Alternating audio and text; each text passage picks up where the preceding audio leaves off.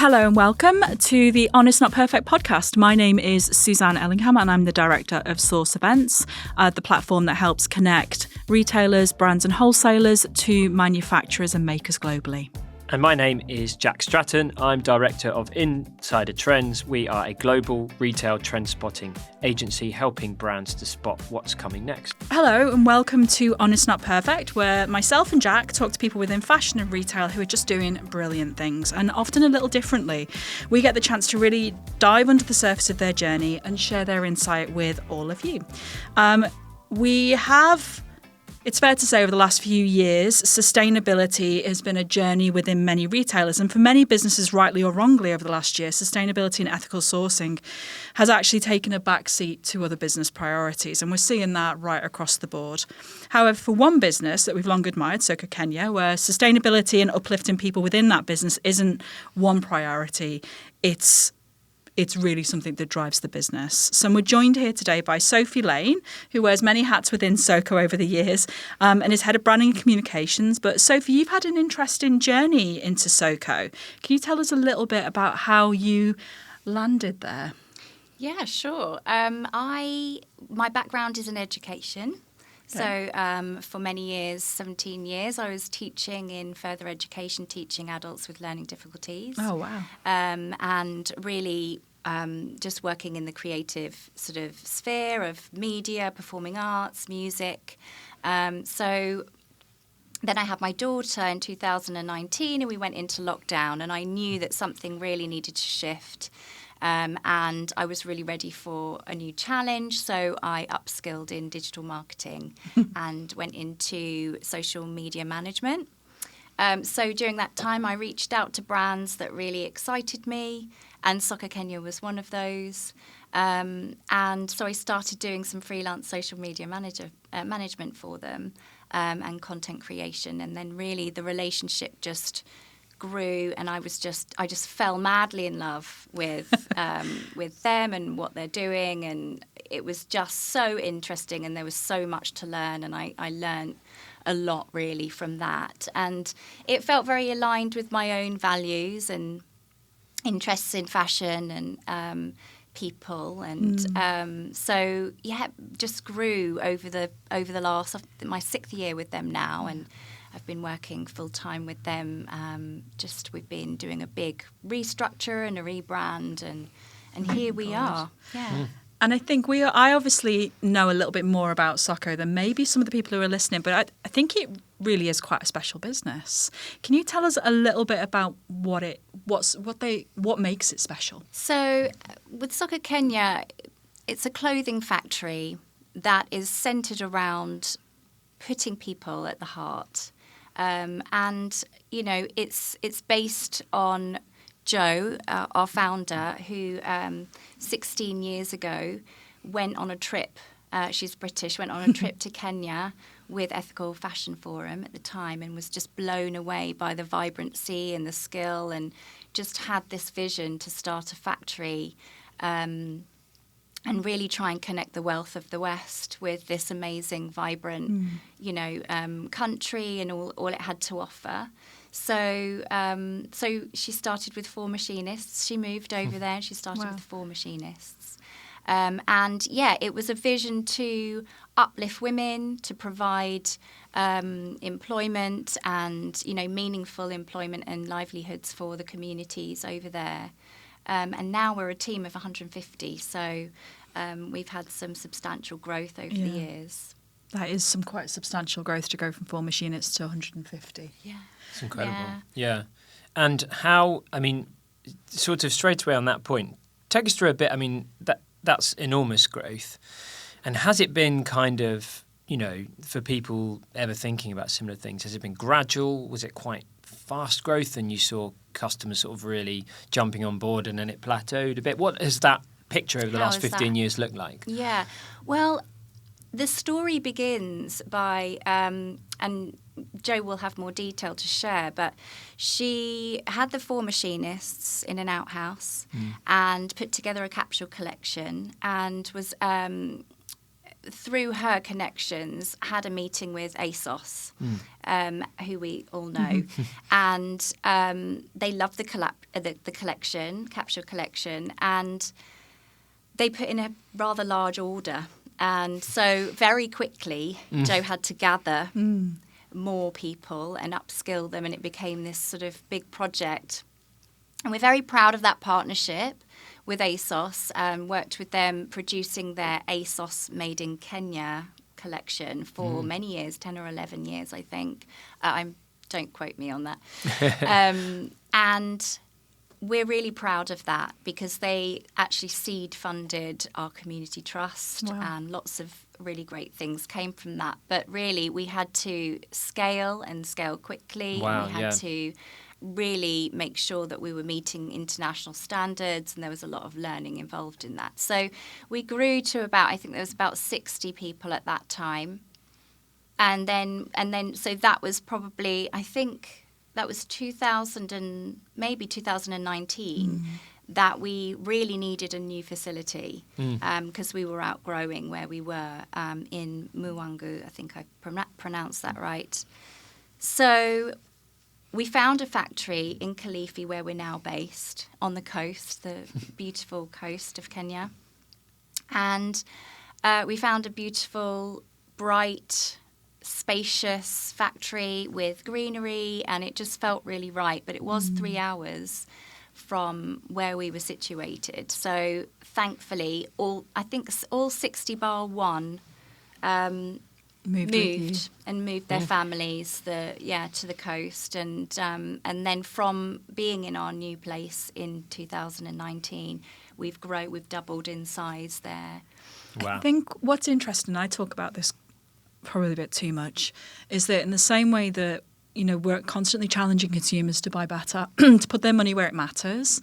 I think what that's a really good example of is what actually happens when some of the biggest retailers do the same. They seed funded amazing community program to fundamentally help grow that business rather than going through a more traditional channel. Yeah. Do you think obviously you're involved in a lot of the customers that you're now working with, but would you say there is more of that now, or would you say businesses have kind of, it's becoming a little bit harder to get in through the door?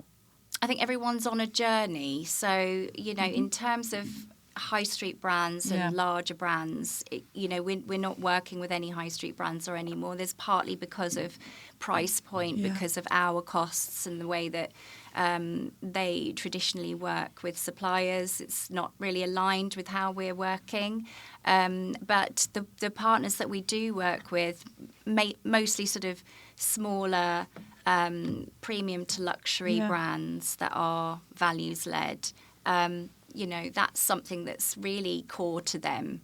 And it comes first like it does with us. And that's what makes our partnerships with them really work, because it's mutually beneficial for both of us, and our values are there. However, I have had conversations with people who are from larger brands or more mainstream brands, and they are wanting to make changes. As we know, we're also having to make changes in the industry. So, I think some of them aren't ready yet. There's a lot, something has to give. If you're going to put livelihoods and, have living wages, then something has to give. You can't have that fast fashion model, and it might be price or it might be lead time or whatever. And I think it's a good moment in time to start having those discussions. And we talk a lot about optimal order quantities, of how much you need to place and at what price to make it viable to people to get living wages, to have living wages. I think it was reported in the media, I think, around Cambodia's living wage. They wanted to increase it by $1, and it essentially meant that they were earning less than $180 a week. Right. And that was unachievable because of the brands and the people that they work with. And it really puts into context actually what a living wage should be. A living wage should be something that sustains them for their family. It's really, when you look at it, it's modern slavery in those factories, you know. And I think it's an interesting point that, whilst many brands or larger retailers are on that journey, actually if they started to look at moving away from volume and actually looking at how much they consume, how much they sell, how much they actually sell, and then the costs established with the waste and everything else that comes with that fast fashion model, it then means working with a company like SOKO in Kenya becomes achievable. And it's really about reframing the total cost of a range, not just we're going to order 5,000 and it's going to be this much and it's going to. And I think, again, there's a huge conversation at the moment around targets, around total cost of range rather than just the buy. And I think that's a fundamental shift. Yeah.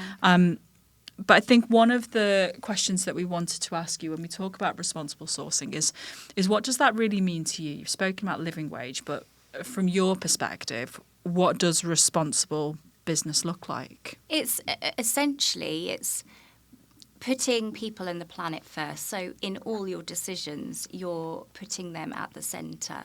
So for us, that looks like a living wage, which you spoke about a minute ago, which really we spent several months working out what that living wage was going to be for our team, and that involves looking at all sorts of areas of their life where they're living, their dependents. In Kenya, on average, each individual has 7 dependents as well. Wow. You know, there's all these factors that come into play. So it's the living wage. We offer free healthcare to our team, free meals. Then we'll have free lunch, free childcare for for children under 4. And more recently, I think it's about also always trying to learn and develop and do better. And that's important to us, not just to tick those boxes and sit back like we've done our bit, you know. So recently it was a private pension because Jo talks about it, and she talks about how it just didn't feel right that our team would come to retirement age and, you know, having had this brilliant career with us and then fall back into poverty. Yeah. So that was really important for us to be able to provide them with a private pension and you know, and those are our non-negotiables. And then there's how we I think what's really sad is that just doesn't sound like a lot. No, it's yes, Yeah, exactly, yeah. And completely agree. They should be non-negotiables. Yeah. Yeah, and it's context as well, isn't it? Yeah. You're providing things that are very specifically relevant to Kenya and its people. That's the point. You're designing things that mean something. That's fascinating to me because then I realise, and even in customers who might be buying your clothes, you realise it's so important that that there's that understanding because even just in your case, it's different to a worker in India or Cambodia or wherever. Yeah. You know, and it's complex, and you know, in the West, when we're buying this stuff, we're also ignorant to all of this. Yeah, absolutely. How much do you think? Again, we talk about this quite a lot. If consumers knew, would they buy differently? And what do you think? If a company is working with you and they're buying these beautiful products, where does the storytelling around that come in, and where does that add value? Because from what we're talking about, the people that you're working at the moment are more the luxury side and the higher price points, and those customers won't necessarily think twice. But I know for most people, if they see an option between 2 products on shelf level, one costs a little bit more, but actually you fundamentally know it's a better product. You know, it does influence where we spend our money. Do you think retailers do enough to storytell the values behind where that product comes from? Well, I mean, if I can look at my own experience before working with SOKO Kenya and sort of understanding and learning more about it, I mean, I've definitely changed the way that I shop, and I'm not, and you know, and you've mentioned obviously there is a cost to that, and there's certain pieces I can't afford, and I'm still having to buy high street as well. You know, I think it's about just being more aware and education and that awareness that I have sort of learned from working with SOKO Kenya has made me make different decisions. And so I think storytelling is crucial. It's the crucial part that we need in the industry to connect us with the makers and the process. It's about humanising fashion, and that's what's really missing.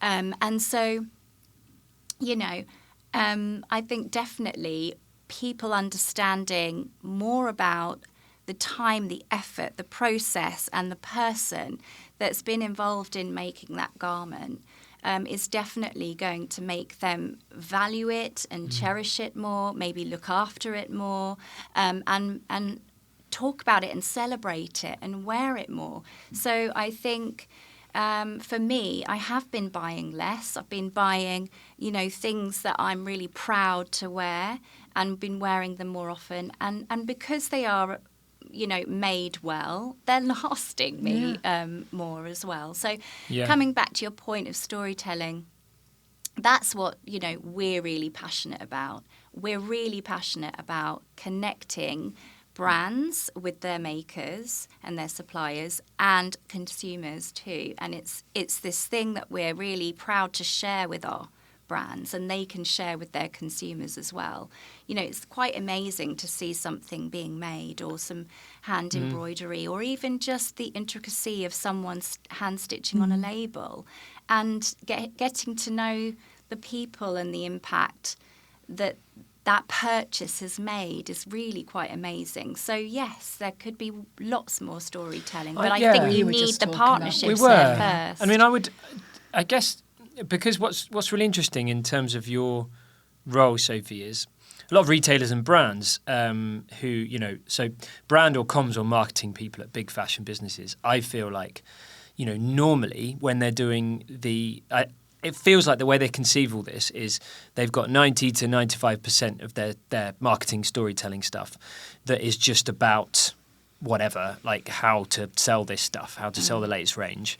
And then the 5% maybe is the ethical stuff. And it's sort of tagged on a bit, but it rarely seems fundamental. And I'm not criticising those people. That's the nature of what they do. That's the nature of their challenges, their operational stuff. But you, of course, it's built into what you do. Yeah. That is the story, is the ethical stuff. Yeah. That is the MO of the whole business. So because of doing that and doing that sort of day in, day out, do you actually feel that whether your customer is the brand that you're selling to or the end user, people buying your clothes, can you sort of feel in the time you've been there that the stories you tell are getting people to pay a bit more for something because it's made ethically and responsibly? Because I hear time and time again people saying, customers say they care about sustainability, but they won't spend more money. But do you feel like in SOKO you can see signs of people saying, yes, I will pay a bit more because this is a good business doing good things? Yeah, I think I can only comment really on our partnerships, and that the partnerships, it's firstly it's based on mutual benefit. So it has to be in those talks, in those times where we're getting to know each other, and they've come to us or we've come to them because we think that there could be a real special long-term partnership there. The values have to be there. And yes, like I said earlier on, something does have to give, whether it's price or lead time. And so there is sometimes some negotiating to do, and sometimes that means us standing our ground and saying this is what it costs for us to be able to do this, and to give back to our community and to remain a profitable business so that we can continue to invest in our community. So, and then, yes, we have moved forward with partnerships based on those conversations and things. Yeah. So I can't really comment on consumers, but I do know that from the brands that are coming to us, it is through our storytelling. It is because of our transparency and accountability for how we produce. I love what you said earlier about humanising fashion.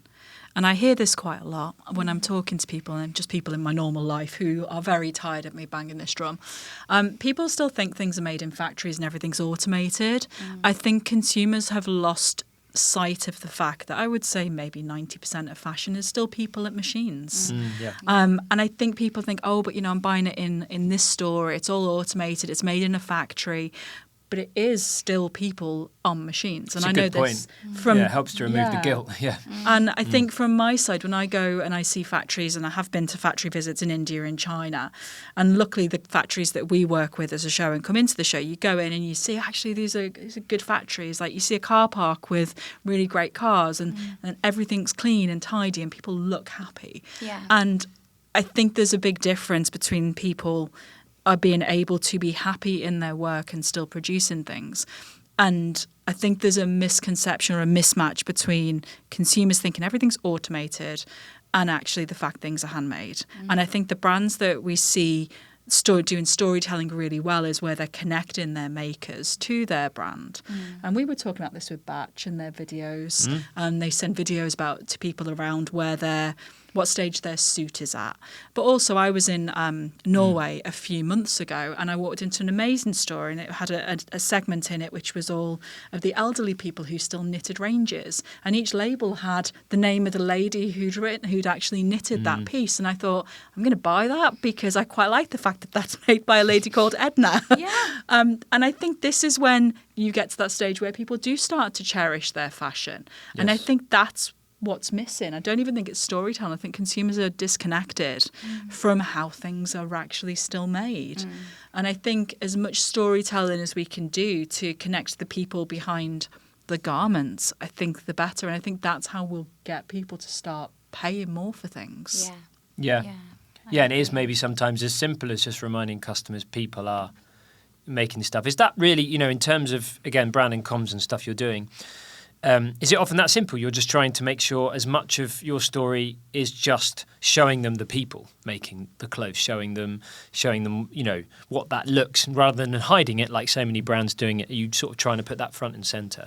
Yes, definitely. And also the way that we produce as well. We're proud of the steps that we've made. We were 75% solar powered now. We have rainwater tanks, and we collect all our rainwater, and we also have lots of initiatives of how we repurpose our fabric waste. So it is about the people, but it's also about how we're sort of caring for our environment and the planet as well. So yes, it is definitely about showing our team. We're really proud of our team. We're really proud of what they do every day and the hard work that they put in, and we want to celebrate that, and we think that's how it should be, really. Yeah, and I realise how important it is having a founder, obviously in your case, very much a founder who is rooted in that, who's started from the point of how the thing is made. Yes. Think about how many fashion businesses these days are run by people who had that start in their career. I'd say there's very few. Yes. That's not a criticism, but my goodness, it probably helps a lot. I hope there are some. Yeah. Trying to think. Yeah. But it's reasonably rare. Karen Millen is an interesting one. Yeah. So she's, I think she's obviously not involved with Karen Millen anymore, but she started up her own business. We saw her on the show floor in July, sourcing for new manufacturers. That's nice. So when you see people like that coming in, you think actually they're restarting again, but they're looking for the right things and the right way.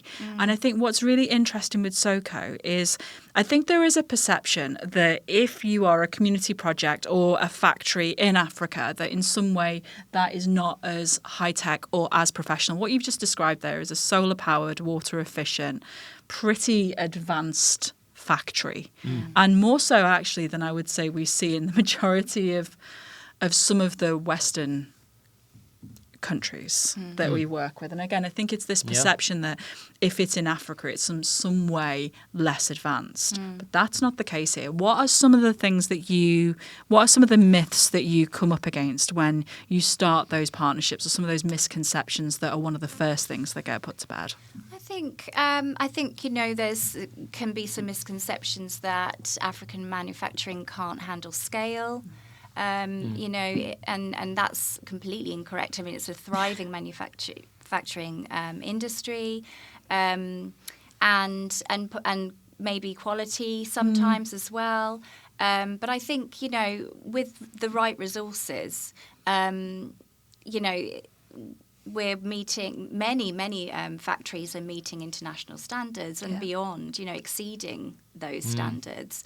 And, you know, so I think those come up. I mean, Jo recently mentioned that she went to Africa Sourcing and Fashion Week in Nairobi, and she met with quite a few factory owners from Asia and Europe and all over, and how they were talking about how they planted factories in Kenya and how they were just completely blown away at the how they exceeded their expectations on onboarding, on training, on output, and on growth. So I really think it is undervalued. We're not on the map, you know, but we're getting there. You know, I suppose you also can't manufacturing. underestimate the impact of the value of that sense of growth and opportunity. Because part of the problem, I suppose, with those countries in the world that are so well known for volume manufacturing, for the biggest brands, is that I think some of the problems are born of how the industry is perceived in those countries. And I think, well, actually, part of the opportunity with Kenya is that because it's less on that map, there is that opportunity for new factories, and therefore probably for opportunities at an individual level for people who'll be actually very excited about that work and those opportunities. That's, you almost flip the whole thing then, and then as a bigger brand, being connected with areas that are growing, new factories, people moving into the industry, that's quite exciting actually. Yeah, it is, and I've had many many conversations with people at events or trade shows and things, and people come over and they're like, "Oh, Africa," and you can see, and it really it's not in people's minds, and so it feels really great to be able to say, and we're leading the way. You know, we're actually it's really a funny. lot further than you think. It's a problem with retail more widely, and that's another conversation. But there is still it's so funny to me how all different like trade shows I'll go to, if people are talking about retail trends around the world, if Africa comes up, people are a bit like that. They're like, "Oh, you hadn't thought about Africa." Yeah, it's always even though and you're thinking, well, like, no, actually, I think there's some very, very big opportunities there, and possibly it should have been mentioned more at this show. Yeah, but I think it's also, we work with some really big buyers, and whenever I see them, they always ask me the same question. It's like, what's new? But they're not talking about specific factories or ranges. They're asking me what new regions are there. Yeah. And Africa's always of interest to them. Like I always say, we've got some really great people there from Ethiopia or Kenya and Jordan. And it always surprises them when we say it. It's like, just go speak to them. Yeah. And often their first questions are, how do we do business here? Because I think there is often one of the first barriers or hurdles is getting through their procurement process, which I'm sure you'll have some experience of. But what would you say would be the first questions people should be asking? Because I feel like for some buyers, doing business in Africa is seen as very, very high risk. But how do you work with people to dispel that so you can get over those hurdles, say, you know what, this is how we work? Yeah. Well, I think, the first, I think if you're a buyer or a brand and you're wanting to, you need to do your research into who you're, and meet with lots of different suppliers. Check out certifications, and really read those reports because, see what areas of improvement there are, and see, and you can even ask for backdated reports for the last few years as well if you want to see sort of whether there's been consistency in those areas. Obviously, have your values and your non-negotiables in mind, like living wages, environmental practices and things. So check those things out. And then you want to be, getting to know them. Our partnerships are really based on trust and transparency and shared values, and you only understand those about each other if you really start to build a relationship with them. Yeah. So there's many levels of that, but there's, go to them, go to the factory and go and see what they're doing. And we always talk about our open door policy, and we're sort of really thrilled to invite people in, and we're proud of what we're doing, and we want them to come and have lunch with our team and experience that. And I know that's not always possible depending on budgets and things, but we place a lot of value on that. And really also just your intuition as well will tell you a lot. If something doesn't feel right, or if there are grey areas that or things that aren't being shared, that's going to speak for itself, really. So in terms of Africa, I mean, again, I think that's a misconception, of It's a very big generalisation as well. Yeah. Africa's a big place. And when we look at some of the countries in North Africa, Morocco is one of the biggest fashion producers in the world. Egypt is seeing lots of inward investment in terms of their fashion and textile industry. And I think within each one of those countries, you have, and in the same in every country, and I will include the UK with this one as well, there are fantastic manufacturers and there are not fantastic manufacturers, and often how open they are says quite a lot about what your relationship will be with them going forward. Yeah. And I love that you say open doors, come and see us. And it isn't always possible, but for some of those big retailers, if you're really serious about moving production into a factory, somebody going to see that factory really does make a huge difference. Yeah. And not just, and also understanding how process works, pain points, challenges, difficulties, because when you hit those bumps in the road, there's more of an understanding, there's a shared accountability there.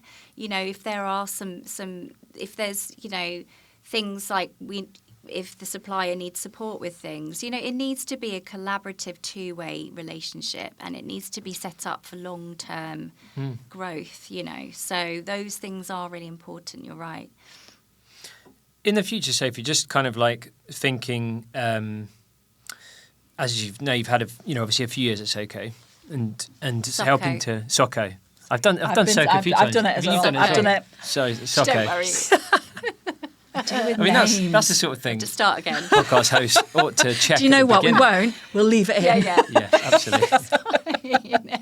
It's all part of the charm. People still say Nike wrong. Nike, I'm always told it's Nike, not Nike. Right. So I never know. it's really. the biggest businesses in the world people can't pronounce as well. Yeah, so, it's fine. Just to try and cover my tracks. SOKO. Yes. Yeah.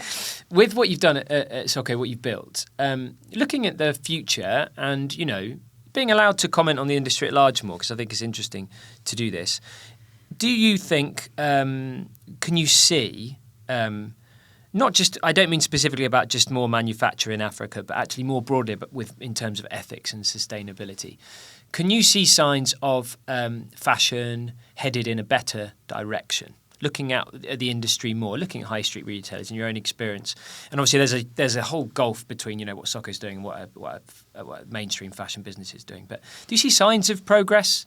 Do you think?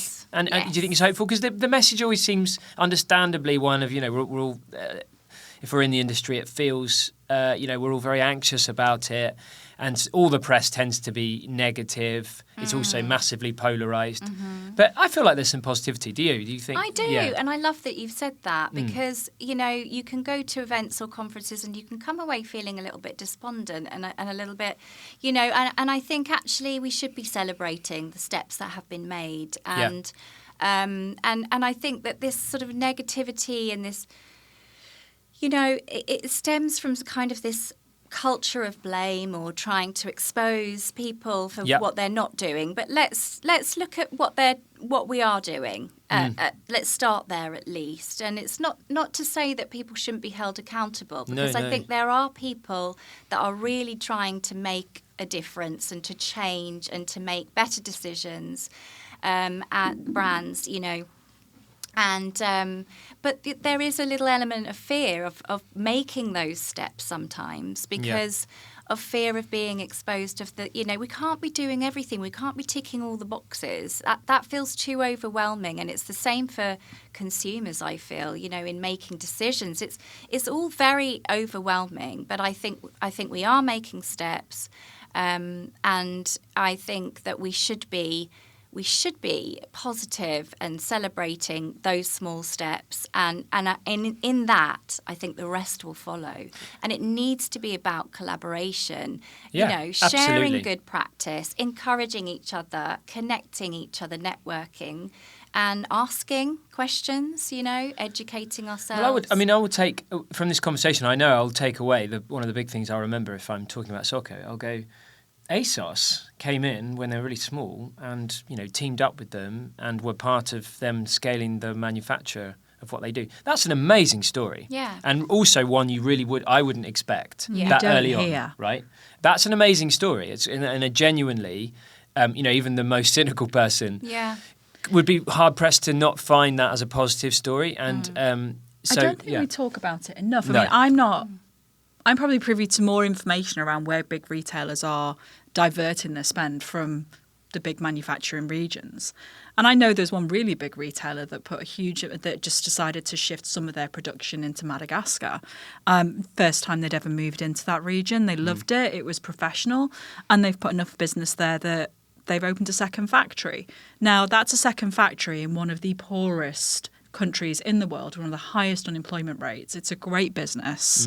They have education programs, but they won't talk about that. And I'm not really allowed to tell you who it is either. And I think there's so many of those stories where you think these retailers are actually, they may not be able to shift everything, but even if they just shift a small percentage into a really great place, actually that just makes a start. But you are right, we don't talk about it. And I think also when we start talking about sustainability, it's such a huge area, and there is an element of greenwashing, but there's green bashing as well. And I suspect if ASOS had came out and really tried to talk about that story, they would have had a huge amount of other people jump on the bandwagon and say, yeah, but look at all these other things that you're not doing. Yes. And I think one thing that consumers, and in some senses, it's something I've become more aware of, is that fashion is such a complex ecosystem. And it's that story of living wages in Cambodia. It doesn't seem like a big change, but actually it's a huge change to them. It seems like those small things. But I think also when we talk about overconsumption and stopping volume and just getting people to order what they want, well, that means factories losing orders in places in the world where they can't really afford to. So they need to rebalance those living wages against the volumes. And that is a big economic shift to how we buy and make fashion. And I think the whole conversation, which I'm a little bit obsessed with at the moment, is around degrowth. How do you make less and still make profit? Because profit isn't a dirty word. Maybe you just need to make a little less profit for a period of time to adjust in those different ecosystems. I think the next 5 or 10 years within fashion will be transformational. But I think how we see those shifts in volume orders and where they go, and actually, do you need to be producing 10,000 of one item? Can you just produce 5,000 and sell it at full price? And I think those are the conversations that we need to have. And I think that's how we, hopefully, my little hope, I think that's how we move forward in that area. We start paying people living wages, and we start, and I think that's where retailers, once they get away from the whole we can buy this for 50 pence an item if we order 10,000 of them, I think that's where the conversation needs to be shifting. It's like let's buy what we can sell, let's look at the data. And I think some are starting to do that, but there's still this mentality, whilst buyers are bonused on the cheapest buy, we're not going to see that change. No. I think also from our perspective, what feels quite aligned with what you were saying is that, there needs to be this shift in how brands are working with suppliers as well. It needs to be a shared accountability rather than a top-down transactional thing where brands have a lot of power and suppliers don't. And then suppliers are really in a very risky place, if that brand moves on after one collection, then, So I think also in terms of volumes and things, it needs, if brands can be looking at investing in long-term partnerships with those brands, they can be more mindful about their models of production and numbers and all those sorts of things, and be working with that supplier to make sure it's kind of mutually beneficial as well. And you realise as well, it's a lot of it is a consequence of those relationships being lost. Those classic stories of the retailer or the brand is essentially just partnering with a company that then just is sending off manufacturing to multiple different factories, and at some point that partnership is long broken. And then there's factories where in many cases, and we'll see this in the media, something bad happens at a factory and the brand says, we didn't even know our clothing was made there. And I feel like also what some sort of, I always hear from smaller businesses when there's good stories coming out of it, like SOKO, part and parcel of it is that you have a partner, and that partner sees where this stuff is being made, has a relationship with people at that place. I totally understand where that becomes more complicated and is broken with big fashion businesses, but that feels to me like a really big learning. How can they rebuild some of those partnerships with the makers, because you see the value in what you do. And be committed to repeat consistent orders with that factory. Yes. You know, if there are issues, work with them to iron out the issues. Yes, as opposed to just going to the other factory that's going to undercut them the second. It doesn't always, which is insidious, isn't it? I think to be that tricky. I think some of the retail brands that I actually love the most, the ones that have a very honest dialogue with their customers. Unfolded is one. If they do a number of drops, and what I love, and I probably shouldn't do, but I do for a different reason, is I get an email and it'll come in from address from Callie, the owner, and it'll say something along the lines of, "This is going to be late. Our factory's running a little bit behind. It'll be with you," and he'll tell you exactly why they're running behind. And it's like, I don't mind waiting an extra week for that. And we were editing some content. So we did a load of filmed content at the show a few months ago. And one of the guys who was on video, and he has said this, so I'm going to repeat it, was Charlie from Faze in London, like small brand. But he turned around on camera and he said, our customers always want newness. Said, I don't feel the need to give them everything they want. I said, they'll wait, they'll still buy. If it's delayed, we'll just tell them it's delayed. I said, they love our brand, so they'll wait. And I think this is one of the other misconceptions or challenges that retailers have, is that there's this assumption that customers want newness constantly, all the time, tomorrow. Actually, if they connect with the brand and they love it and they understand it, they'll wait and they'll pay more for it. Newness is completely understood. I mean, look at it more widely in the culture. Look at computer games. Newness is maybe your new computer game comes out once a year. Those children are perfectly happy, it seems. They wait for the new FIFA football game or whatever, comes out once a year. My son, he's happy with that time frame. But in fashion, it's like, well, no, we can't do that. We have to do 10,000 new SKUs a week, like on Shein. It almost it's makes so you odd. want it more. Of course. You're waiting for something to get the excitement.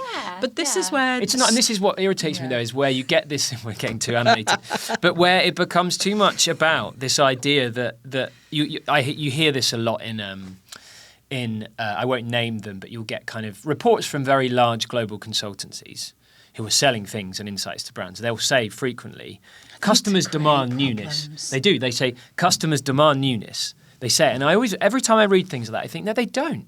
They take newness when it's given to them, but they also take it on whatever terms they're given. Like, 15-minute delivery of food or something. No one said they wanted that. It was just given to them. And then, of course, people went, well, I'll do that if you're going to give it to me.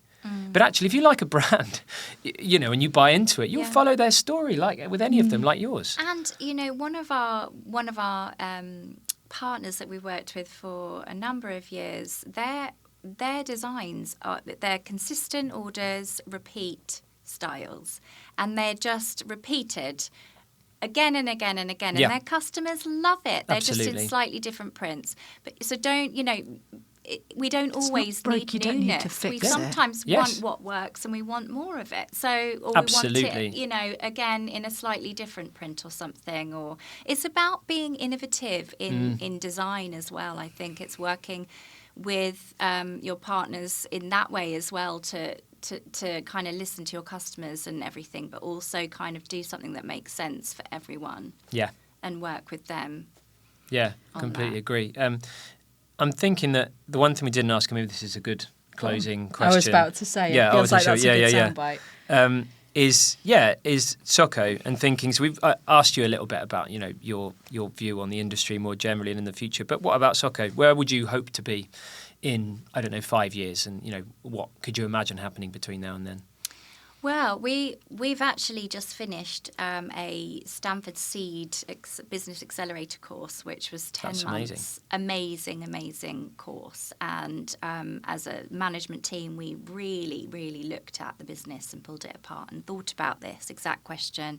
So we've come out of that and we're in implementation stage, and we're really excited about, about growth and working with more values-led brands. And we're sort of really doing the work on the ground to make sure that we can accommodate that growth right now. So we're having this restructure, and we're looking at operations and working on bottlenecks and really tightening things up. So, more of the same, growth, working with values-led brands, and celebrating, craft and putting people and the planet first, and how it can actually be done, proving that we're doing it.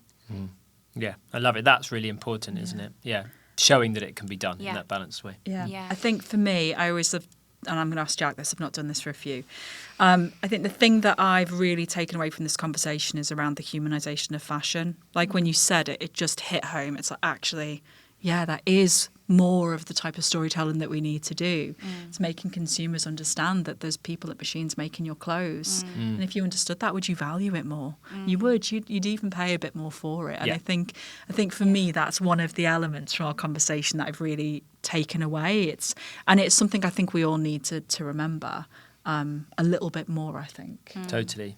But Jack, what about you? I think going back to the partly that point about ASOS, but more generally, that what we were discussing about celebrating positive stories in ethical, responsible fashion, because there are lots of them, and also especially celebrating the ones where you see the real grassroots innovators like SOKO, where they become a player and a partner with the biggest brands and retailers in the world, like ASOS. That's great, and we should be celebrating not just SOKO but the big business, because that's where this really becomes. That's where change happens. That's where it really starts to happen, and this is happening. And lots of big businesses partnering with smaller people to do this. And we've said this so many times in the years we've worked together. Collaboration is the thing. That's how we really drive change. As long as there is a shift somewhere along the line, it is possible.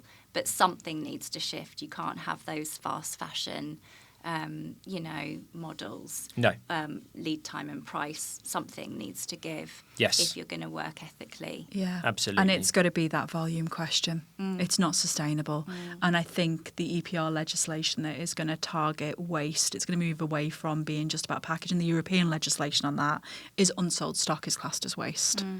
So then that puts the whole volume economies into perspective, and I think it's going to have to be a push from legislators, and I think the first shift will be people just sending orders for what they can sell and then selling more at full price, and I think then we'll start to see that shift, because then they'll have to storytell more at store level. They'll have to help consumers humanise a little bit more, but I think it needs to be something to push people into that shift, and I'm hoping the EPR legislation that's being advanced through Europe does come through. It's definitely meant to be landing next year. Yeah. So fingers crossed. Yeah. Thank you so much, Sophie. Thank you for joining us and sharing your journey. SOKO's such a cool business. I'm so happy we had you at the show this year. Thank I you. think it's more about maybe how we support as well. Yeah, totally. We'll be rooting for you. Thank you so much for having me. You're welcome. Thanks, Sophie. Thank you.